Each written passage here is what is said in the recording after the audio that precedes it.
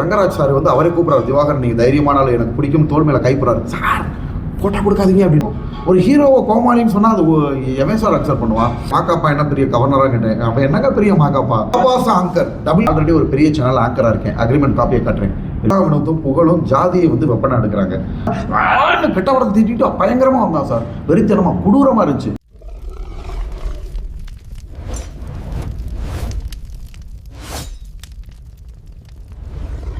ரோஜா madam photo கேட்டேன். பின்னாடியே காண உனக்கு துறைச்சது. மேடம் அவர் கொடுக்காதீங்க. மாதம்பட்டி ரங்கராஜ் சார் வந்து அவரே கூப்பிட்றாரு, திவாகர் நீங்கள் தைரியமானாலும் எனக்கு பிடிக்கும், தோல் மேலே கைப்படுறாரு. சார் போட்டோ கொடுக்காதீங்க அப்படின்ற. அப்படி அப்போ நான் அவர்கிட்ட பேசிகிட்டு இருக்கேன். என் ஃபோனில் பக்கத்தில் வீடியோ எடுத்துக்கிட்டு இருக்காரு. அந்த ஃபோனை பிடிக்கிட்டு ஓடியார் சார். காணா உனக்கு வயசு என்ன, ஏன் வயசு என்ன சார்? ரொம்ப சீனியர் சார். மாக்காப்பாலாம் நாங்கள் ஸ்கூலில் படிக்கிற காலத்துலேருந்து ஆங்கரிங் பண்ணிக்கிட்டு இருக்காரு. சீனியர் ஏஜில். காணா உனது ஏஜில் கூட 45 வயசுக்கு மேலே இருக்கும். அந்த வயசுக்கு ஏற்ற அறிவு இல்லையே சார். கேட்டால் ஏஜ் அப்படியே கம்மியாக. சின்ன பையன் அவங்களுக்குலாம் நான் கம்பேர் பண்ணுறப்ப 7-8 வருஷத்துக்கு சின்ன பையனாக இருப்பேன். ரொம்ப ஒரு அறிவுன்றதே இல்லை சார். பொறாம சார், கரெக்டாக சொன்னீங்க. பொறாம தான். நம்ம யார் வழியிலும் லவ்வபிள் வேர்ட்ஸ் தான் நான் யூஸ் பண்ணுவேன். மாமா போமா சார். பிக் பாஸ் முன்னாடி என்னோட இன்டர்வியூலாம் பாருங்கள். என்னை கீழ்த்தரமாக கொஸ்டின் கேட்டிருப்பான். நான் எந்திரிச்சு தான் போவேன். தவிர சண்டை போட மாட்டேன். நம்மளுக்கு சண்டை போட தெரியாமல் கிடையாது சார். படித்த படிப்புன்னு ஒன்று இருக்குது சார். திவாகர் இப்படி பண்ண மாட்டான்னு சொல்ல மாட்டாங்க. இப்போ என்ன சொன்னாங்க நியூஸில்? பிசியோதெரபிஸ்ட் டாக்டர் திவாகர்னு சொல்கிறாங்க. ஸோ நம்ம படித்த படிப்புக்குன்னு ஒரு மரியாதை இருக்கு இல்லையா? கிளினிக் வச்சு ப்ராக்டிஸ் பண்ணுறோம். நம்ம ஒரு பொசிஷனில் இருக்கோம், ஒரு ப்ரொஃபஷனல்ஸ் அப்படின்ற ஒரு கேடரில் இருக்கும். அதனால் நான் தர இறங்கி போக மாட்டேன். ஏன்னா ஒரு பெரிய சேனலில் வந்து அதாவது ஒரு டாக்டர் கோமாளின்னு கேட்குறான். எனக்கு கோவம். இதே மற்றவங்கன்னா சும்மா விட மாட்டாங்க. நான் கோவப்பட்டு எந்திரிச்சு தான் போனேன். அவன் திருப்பி வந்து சண்டை போடலை. இதுதான் என் நேச்சர். நீங்கள் பார்த்தீங்களா அந்த வீடியோவை? அவன் தான் கேமரா எடுத்துகிட்டு பின்னாடி வந்தான். அவன் இருக்கிற இடத்துல அப்படியே உட்காந்துருக்கான். நம்ம அடுத்த லெவலில் போய்கிட்டே இருக்கோம். ஒரு ஹீரோவை கோமாளின்னு சொன்னால் அது எவன் சார் அக்செப்ட் பண்ணுவான்? அப்படி சொல்கிறவங்க தான் தாழ்ந்து போவாங்க சார். அதையும் நான் சும்மா விட்டதுக்கு காரணம் லீகல் ஆக்ஷன் எடுத்து அவர் வேறு மாதிரி பண்ணியிருப்பேன் சார். 4 சேனலை பிளான் பண்ணேன். அதுக்குள்ளே எனக்கு பிக் பாஸ் வாய்ப்பு வந்தனால அவங்களாம் தப்பிச்சாங்க. அந்த யார் கொஸ்டின் கேட்டானோ சார், டாக்டர் இங்கே மதுரையில் ஜுடிஷியல் மேஜிஸ்ட்ரேட் ஜட்ஜம்மா பேத்தி வந்து செரிப்ரல் பால்சி, மூளை வளர்ச்சி குன்றிய குழந்தைகள் கையெடுத்து கும்பிட்டு என்னை அப்பாயின்மெண்ட் கேட்பாங்க. டாக்டர் சார் ஒரு நாள் கூட விடாதீங்க சார், வாங்க போவோம், ட்ரீட்மெண்ட் பண்ணும் வருவோம். அப்படி எங்களுக்குன்னு ஒரு மரியாதை இருக்குது. ஓகேங்களா? பெரிய போலீஸ் ஆஃபீஸராக இருப்பாங்க. எங்கள் டைமுக்காக வெயிட் பண்ணிக்கிட்டு இருப்பாங்க. பெரிய பணக்காரனாக இருப்பாங்க. நான் பார்க்காத ட்ரீட்மெண்ட் பண்ணாத ஆட்கள் கிடையாது சார். நாங்களாம் ஒரு இடத்துல இப்படி வேலை பார்த்துட்டு நீங்கள் ஒரு உலகத்தில் இருக்கீங்கன்னா சொல்கிற பையன் தான் ஒரு உலகத்தில் இருந்து அப்படியே அமைக்க போனேன் சார். அடுத்த வாய்ப்புகள் கிடைச்சி நான் நல்லா தான் போய்கிட்டு இருக்கேன். ஸோ இதுதான் சார் ஆக்சுவலாக விஷயம். இதுதான் மேட்ரு. என்ன ஆச்சு? என்ன வான் பண்ணாங்களா? என்ன ஆச்சு? அதான் சார், காணா உணவு புகழ் மட்டும் வந்தாங்க. மாக்காப்பா இன்ன வரையும் வரல. மாக்காப்பா தான் நான் கேட்டேன். மாக்காப்பா என்ன பெரிய கவர்னராக கேட்டேன். அவன் என்னங்க பெரிய மாக்காப்பா? பிடிச்ச வயசு கொடுத்த மரியாதையை காப்பாற்றவே இல்லை சார். மாக்காப்பா வந்து நீ நினைக்கிறது மாதிரி திறமையான ஆபாஸ் ஆங்கர் டபுள் மீனிங்ல தான் பேசுவார். அவர்கிட்ட உள்ள திறமை. பிரியங்கா திறமையானவங்க, இன்ன வரையும் நல்ல ஆங்கராக இருக்காங்க. பிரியங்கா ஆங்கரிங்ல திறமைன்னு சொல்லுங்க, நான் ஒத்துக்கிறேன். மாக்காப்பா வந்து டபுள் மீனிங்ல தான் திறமை. அசிங்கசியமாக பேசுறது, டபுள் மீனிங்கில் பேசுறது தான். ஓகேங்களா? மாக்காப்பா சேனலோட பப்ளிசிட்டினால அவர் ஒழிஞ்சிட்டு இருக்காரு தவிர மாக்காப்பாவுக்குன்னு தனியாக ஒன்றுமே கிடையாது சார். டபுள் மீனிங்கில் பேசும் அப்படின்னா இப்போ மாக்காப்பா வரலைன்னா நம்ம வந்து அடுத்ததான் கமிஷனரில் கம்ப்ளைண்ட் பண்ணிடலாம்.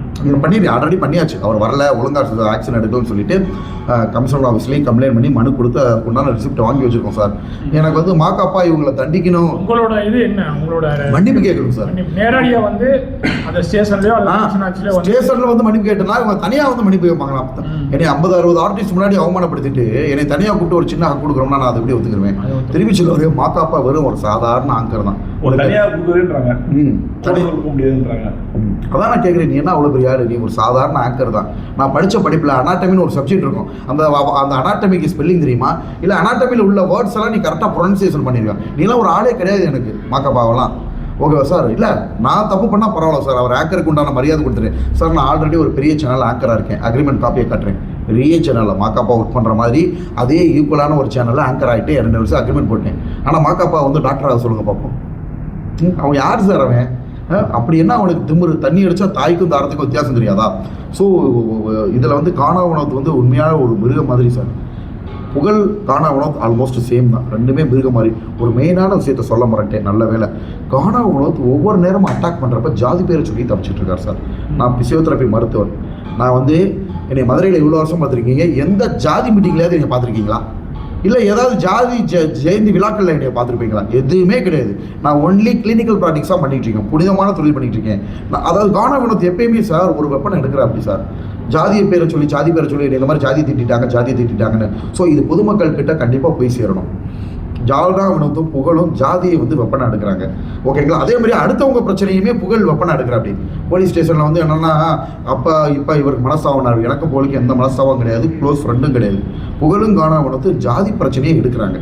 ஓகேங்களா? ஏதாவது ஒரு ஜாதியை பேரை சொல்லி திட்டினா தானே அது ஓகேலா இதாகும். வேணும்னே என்னை அடித்து அட்டாக் பண்ணிவிட்டு எங்கேயுமே சார் அப்போ வந்து ஜாதி பிரச்சனையை மாற்ற விட்டுற இது வந்து பொதுமக்களுக்கு விழிப்புணர்வு ஆகும் சார். ஓகேங்களா? காணா வினோத் கஞ்சி அடிச்சுட்டு அந்த மாதிரி பான்பராக்கு பேர் என்ன கணேஷ் என்னென்ன ஐட்டமோ இதெல்லாம் போட்டுக்கிட்டு இருக்கார் ஒரு தரமற்ற ஒரு நபர். அவர் அது அப்போ அப்படியோட இருந்து பிரச்சனை இல்லை, அடுத்தவங்களை போய் தாக்குறது, அசிங்கமாக பேசுறது. என்னோட குடும்பத்தை பற்றி அவர் பேசிய வார்த்தைகள்லாம் கடுமையான கொடுமையான வார்த்தைகள் சார். ஓகேங்களா? இதை திருப்பி கேட்டோம்னா டக்குன்னு ஜாதி திருப்பி விடுறாங்க. காணா வினோத் புகழும் சார் புகழ் கூட இருந்த ஜிம்பாயை மறைச்சிட்டாங்க. இப்போ சேனலில் என்னென்னா அந்த ஃபுட்டேஜை கொடுக்க மாட்டாங்க சார், அவங்களோட ஓன் இது. அது ஏன்னா ஆமாம் கெட்டுரும் அப்படின்னு அந்த சேனலை வச்சு மாக்காப்பாவும் புகழும் காணா வினோத் தப்பிச்சுக்கிட்டு இருக்காங்க. இதுதான் உண்மை, இதுதான் சத்தியம். கம்ப்ளைண்ட் ஆகும்போது கொடுத்தா ஆகணும். கம்ப்ளைண்ட் ஆனப்பில்ல சார், நான் கம்ப்ளைண்ட் பண்ணப்பயே போலீஸ் முதல்ல ஒரு மாதிரி பேசுனாங்க, திருப்பி ஃபுட்டேஜ் ஒழுங்கு ஆய்வு பண்ணால் அவங்க ஆய்வே பண்ணலை. இன்ஸ்பெக்டர் யாருமே ஆய்வு பண்ணலை. சிஎஸ்ஆருக்கு காப்பி கொடுத்து நான் ப்ரெஸ் மீட் கொடுத்துருவேன்னு அவங்க லேட்டாக தான் பண்ணாங்க சார். பட்டினி கிடந்து ஓகேங்களா சாப்பிடாம ஒரே இடத்துல கடுமையாக இருந்து தான் நான் சிஎஸ்ஆர் அவங்க என்ன சத்தாலும் இங்கே தான் சாவேன், சிஎஸ்ஆர் காப்பிலாம் போக மாட்டேன்னு சொன்னதுக்கப்புறம் வேணும்னே எனக்கு நைட்டு 11 மணிக்கு தான் சிஎஸ்ஆர் காப்பி கொடுத்தாங்க. முதல் நாள் காலையில் 11 மணிலேருந்து அடுத்த நாள் காலையில் 11 மணிலேருந்து அடுத்த நாள் காலையில் 11 மணி வரைக்கும் சிஸ்டம் சுற்றிக்கிட்டா இருக்கும்.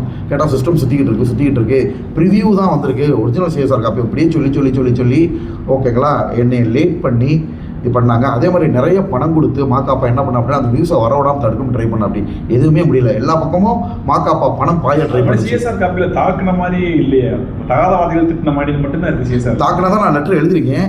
அவங்க எனக்கு இல்லையே சிஎஸ்ஆரில் அந்த மாதிரி இல்லை, அவங்க போடுறதானே சார் நம்ம என்ன சொல்ல முடியும். ஆனால் வாக்குமூலம் என்கிட்ட வாங்கினாங்க, அதில் வந்து நான் தாக்கினதுனால நான் எழுதிருக்கேன். நான் எழுதின கம்ப்ளைண்ட் காப்பி என்கிட்ட இருக்குல்ல, காப்பி நீங்கள் சோசியல் நெட்வொர்க்கில் போஸ்ட் பண்ணீங்க. அதாவது தகாத வார்த்தைகள் இது மூலமாக உங்கள் ரசிகர்களுக்கு இதை வந்து எப்படி எடுத்து கொண்டு போய் சொல்றீங்க? அதாவது சார் வளர்ந்து வர்ற எனக்கே இந்த மாதிரி நிலைமைனா இந்த மாதிரி வளர்ந்து வர நிறைய பேர் இருப்பாங்க சார். 50-60 பேர் முன்னாடி அவமானம் அதுதான் அடுப்பாங்கிற செஞ்சிடுவாங்க. புகழ் என்ன கெட்ட உடம்பு திட்டிட்டு பயங்கரமா வந்தான் சார், வெறித்தனமா கொடூரமா இருந்துச்சு.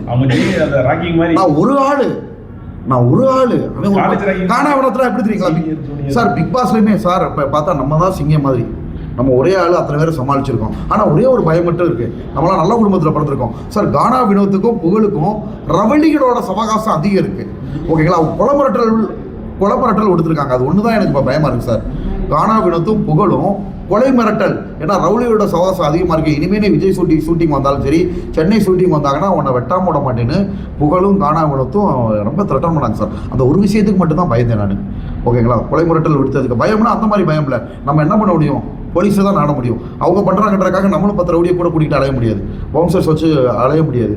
ஸோ இதுதான் உண்மை சார். கானா வினோத்தும் புகழும் எல்லாருமே பொதுமக்கள் சொல்கிறது அதான் சார் சொல்கிறாங்க. கானா வினோத்துக்கும் புகழுக்கும் ரவுடி இல்லை சார், ஆல்ரெடி எழுச்சி ஆயிடுச்சு. போடாத லீடிங் சேனல்லேருந்து எல்லாம் மாக்காப்பா பணம் ஜெயிக்கல, திவாகரோட இன்ஃப்ளூயன்ஸாக ஜெயிச்சிருக்கு. ஓகேங்களா? எவ்வளவோ ட்ரை பண்ண அப்படி எல்லா சேனல்லையும் போட்டாங்க, எல்லா இன்ஃப்ளூயன்ஸும் எடுத்து போட்டாங்க, எல்லா பக்கமும் பரவிருச்சு. ஓகேங்களா? இந்த ஜாதி மேட்டரை மாற்ற திருப்பி சொல்ல வரேன் சார். கானா வினோத்தோட முகம் நான் சொல்லிட்டேன், தண்ணி கஞ்சா பாக்கு போயலை, அது போக ஜாதியை வெப்பனை எடுப்பா அப்படி